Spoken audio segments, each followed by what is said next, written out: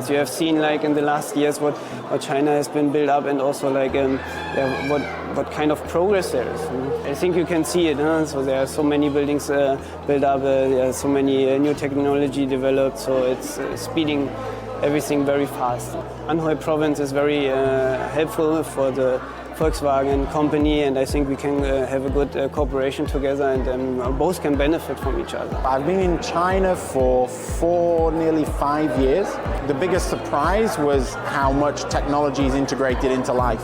Things like Alipay and WeChat Pay, you can do everything you need to with your phone. And then something I really enjoy is that the train system is really effective.